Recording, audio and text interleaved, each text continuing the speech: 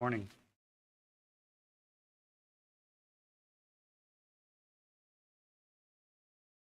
Always a special time when we get together and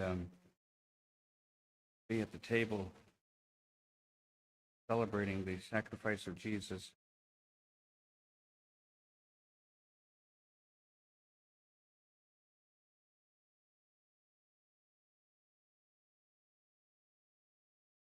So this week I wrote, actually I was requested along with other pastors in the conference to participate in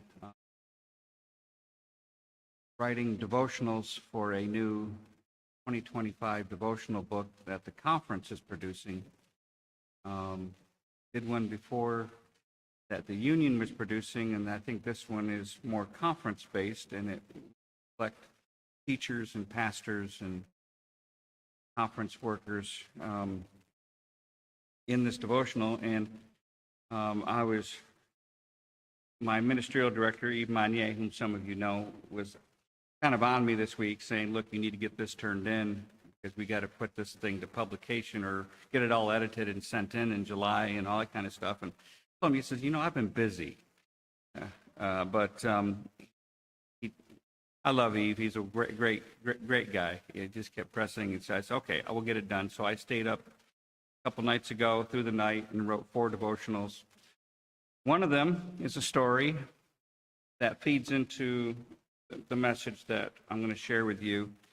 This message will not be long today because of our communion service, but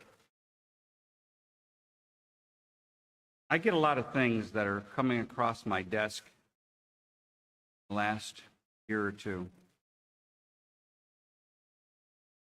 And I'm bothered by the discussions that sometimes take place in church, higher levels of church, because I don't see as much about Jesus in some of these communications. And I see more about defending positions that we should have in the church. I don't know if you've noticed, but we're turning into a rather argumentative society lately. I'm not talking about Thursday night's debate. We are, in general, a very argumentative society. We will argue over everything and anything. And as I've been watching the various communications that have come across my desk, I realize, and I've asked myself the question, what is really the most important thing that we should know on a day-to-day basis before Jesus comes? Our doctrines? Is it to know how fast Jesus is coming and tell people he could be here in the next 2 or 3 years? And he could be. He could be here next year. He could be here the end of this year. I don't know. Is that where our discussions should lie? But as I deal with people in the issues that present themselves, whether they be health, financial, relational, family, I realize that we're forgetting something really, really important. And that is that we need Jesus in the home. We need Jesus in the home more than we've ever needed him before. And sometimes it's hard to take stock of oneself where we are. I don't know where you are in your life, and sometimes I'm not even sure where I am in my life. So I'm not going to worry about where you are in your life so much because I'm working it out with Jesus as I'm talking with you. But I will tell you this, that it's okay to start over with Jesus if you're struggling right now. It's okay to renew the deep, abiding relationship with Jesus right now because it's absolutely necessary. I know the Sabbath School Quarterly lesson for today, which ended for the quarter, was about the blessed hope and the second coming of Jesus. And that's always great discussion and always brings hope to my heart because I'm excited about Jesus coming. I don't know about you, but I really would like him to come real soon because I don't want to get a hearing aid like Carrie.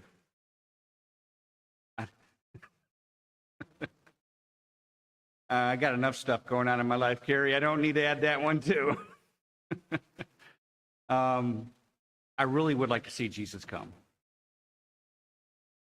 I would like to see him interrupt our plans so that we can be part of the big plan that he has for all of us.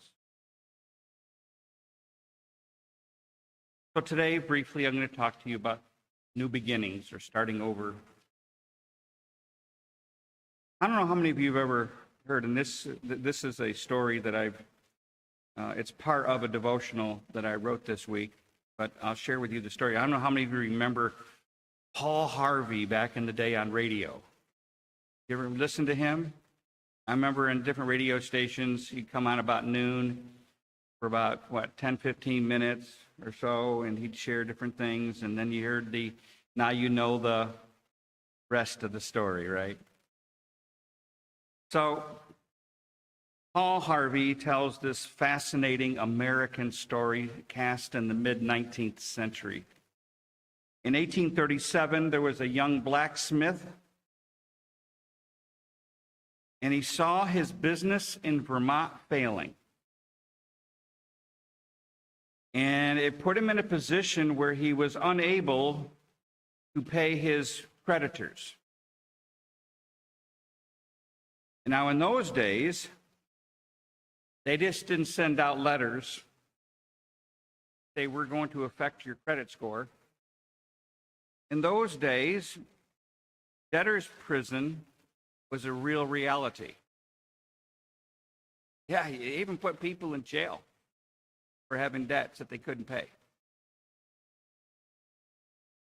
And facing this bleak prospect of debtor's prison, this young blacksmith made a very bold decision.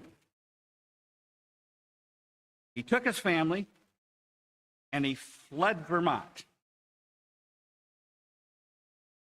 And he was heading to the Midwest. I think about mid-19th century. Don't think 20th century. Certainly not 21st century. What it was like back then. I know that parts of western New York, back reading up on history, west of Rochester, New York, was kind of wilderness and everything. Those times, because you think of the time of the Advent movement and so forth, Hiram Edson's farm and all that kind of stuff. It was very rural. And to go to the Midwest, like Ohio and Indiana and Illinois, all that kind of place, that was really rough and tumble, wild territory. But he takes his family to the Midwest. And notice that the soil was different than the East, hard-packed clay, and typically iron plows were used, and the iron plows would break on that hard-packed soil. So he developed a plow made of steel,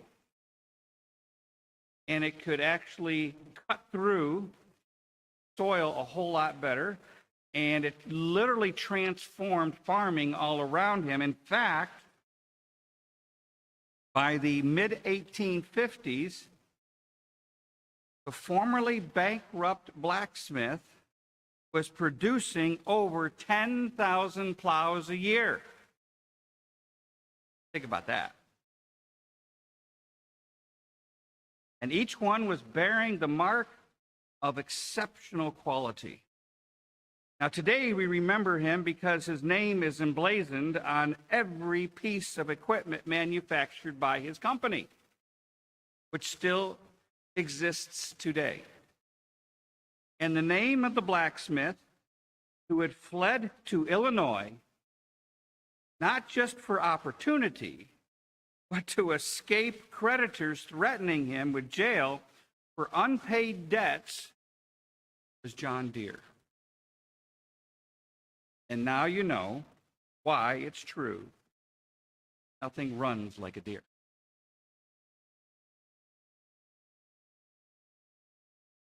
Starting over. You long to start over. Maybe your relationship is so tight with him that it's not a matter of starting over, it's just a matter of, let's see how deep we can go. Right? That'd be great. But I talk with a good many people, and I realize that suffering, and they're not so sure about their connection. This week, I bought a rototiller, helping the garden.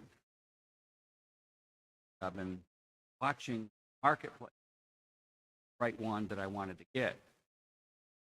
All these different makes and models and new big box store ones. And I go, I want something that lasts more than a season. All that kind of stuff. And I knew pretty much what I was looking for. Then it popped up on my hour after it had been posted. You want to know where it was, Carrie? Right over here in Turbeville at the Ag Pro place there. They had taken it on trade, and mid-80s guy, probably had 2 hearing aids. He turned it in. He turned it in because his garden was just too big, and he wanted to go do something a little bit smaller, and so he traded it in, and they were selling it. Put it on, and boy, I responded in an hour, and then they called and talked, and we made the deal, and got to talk with the young man. In fact, I think, Bill, you probably know who he is. His name is Chris. Huh? Wife has stage 4 cancer. Talked of God. Talked of religion.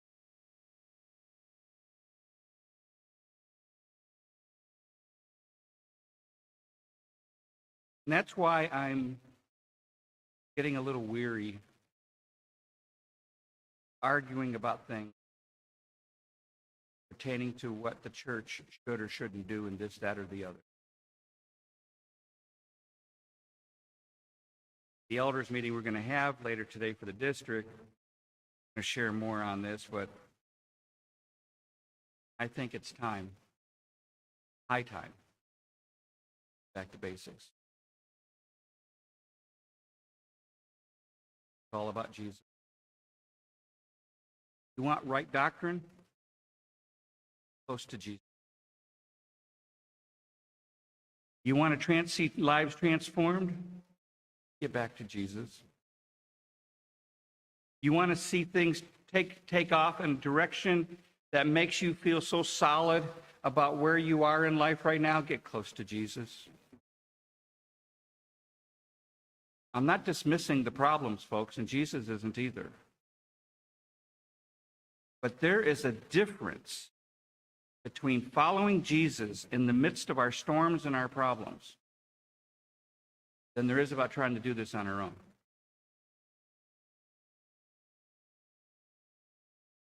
Now, growing up in Christ is more than just saying rote prayers.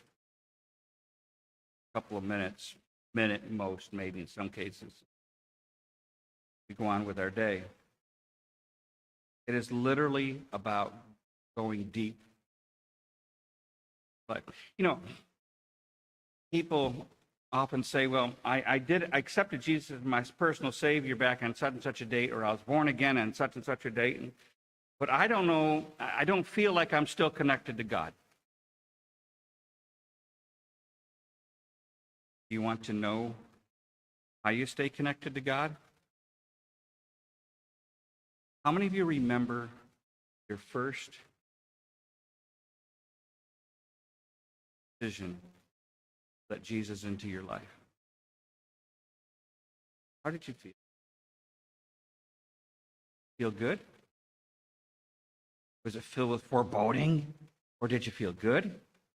Did you feel satisfied that you let Jesus in? Is that what you felt? You want to feel that way again? How many of you would like to have that feeling every day? Would you? Then you simply do what you did the day you accepted Jesus into your life. On the day you accepted Jesus into your life, you actually did a recounting of what's truly important in life. Right? Didn't you? I mean, you wouldn't have accepted Jesus if you didn't. Right? Every day, you do that again. What's really, really important? What is more important than having Jesus in your life and asking him to do what he did when you first accepted him into your life? Not going to go any much deeper than this. There's much more I could say on the subject, but I will say this before we go into our communion service.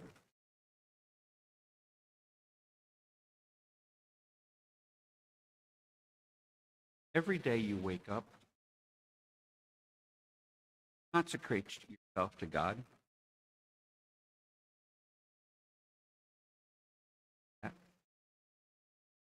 How do you consecrate yourself to God every day? Wake up. You know, I have found in the course of my life many enterprises I have been a part of, and also by watching what other people do, that we tend to do the things we really want to do. We will make the time to do what we really want to. If you really want to see God working in your life, then he has to be the priority. He has to be. In other words, you will fight to get to that spot where it's you and him in that morning. You will fight to get there. You'll get your phone will go off, right? And it will interrupt you, right? And they'll have a message on there. And it's going to tell you something. And it's going to say, this is a priority, right? Otherwise, they wouldn't have bothered you at 6 o'clock in the morning or 6 o'clock in the morning, because it was somebody else's priority. And now it needs to be your priority. But I believe that in order for us to have a consecrated daily walk with Jesus, you and I need to treat it as though if we miss the appointment with Jesus in the morning, we just lost $1,000. If you knew you were going to lose $1,000 every morning by missing the appointment with God, how many of you would make the appointment with God? If you actually saw your bank account drop by $1,000 simply because you missed it, would you make it a priority? Why? Because the bank account drops if you don't. Folks, there's something more important than $1,000 hanging out there.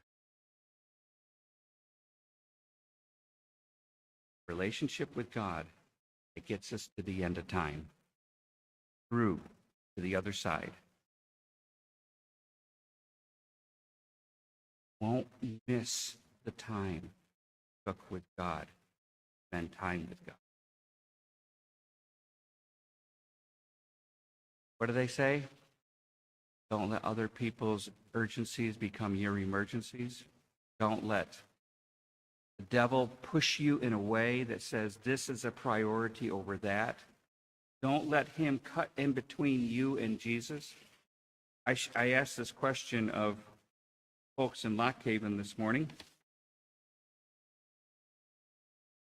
So I'll ask you.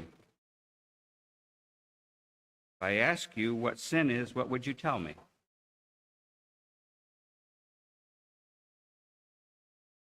What would you tell me? What is sin? Transgression of the law. Good biblical classical definition, right? Right? What else? What would you say sin is? Who said that?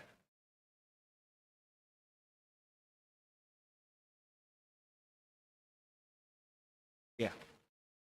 Huh? The Bible actually teaches that sin is separation from God. Everything else is an act of sin, transgression of the law. Everything else. If you don't have Jesus, if you don't have a deep connection to God in your life, if you are separated from God by anything at all, it is sin. When did Eve sin? When she touched the fruit? When she was having a little chit-chat with the serpent? Or when she walked away from God?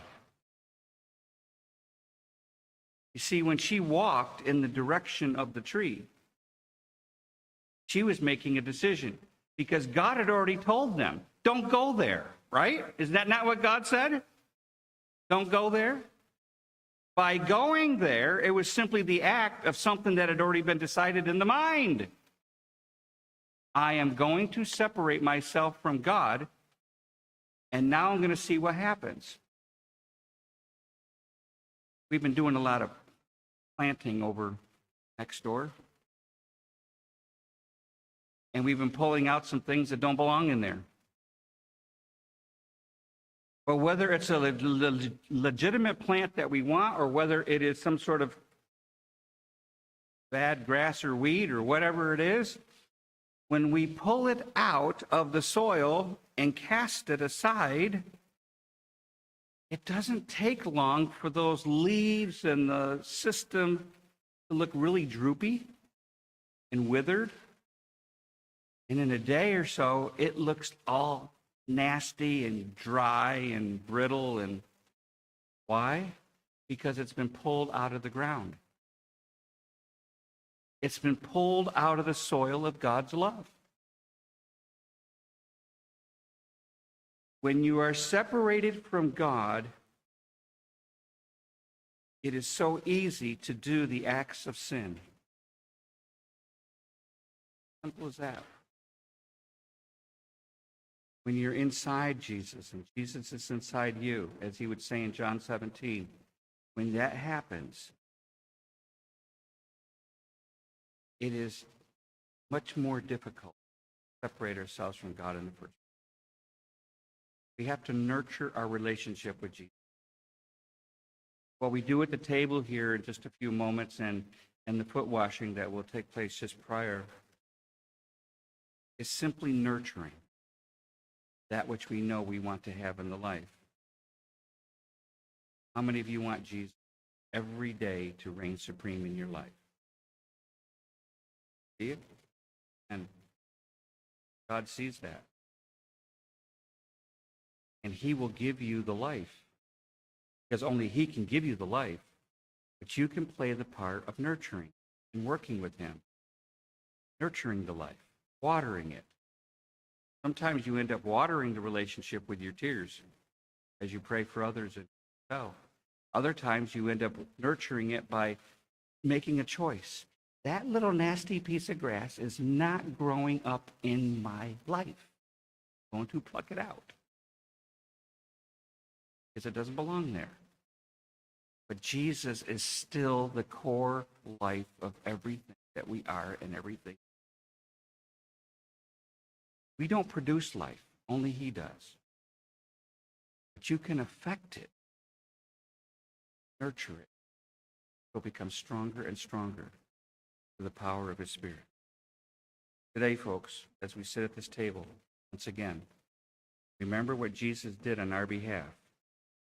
Think about staying connected to the soil of God's love, our Heavenly Father.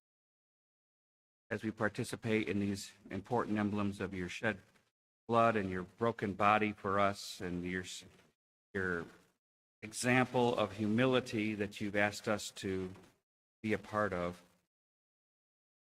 help us to remember what truly is important in the world. Also help us to know that we can start over again with you. Maybe we're not exactly where we want to be right now with you. Maybe we've let some things go in drift mode. Maybe we're not as tight with you as we would like. But today we can actually start over. We can begin again and develop something really special with you. Maybe we just simply need to continue to nurture that which is working so well in our lives. Either way, we ask you to be a part of this community service today, Lord. Renew us from within. I believe we will separate into the various groups. Remind me again, Carrie, over here we are meeting where?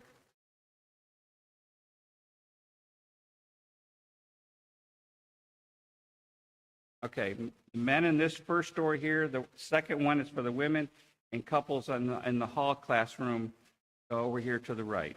All right. When we are done with the ordinance of humility, we will then quietly assemble back into here, and we will take the emblems of the juice and the bread at that time. Thank you, and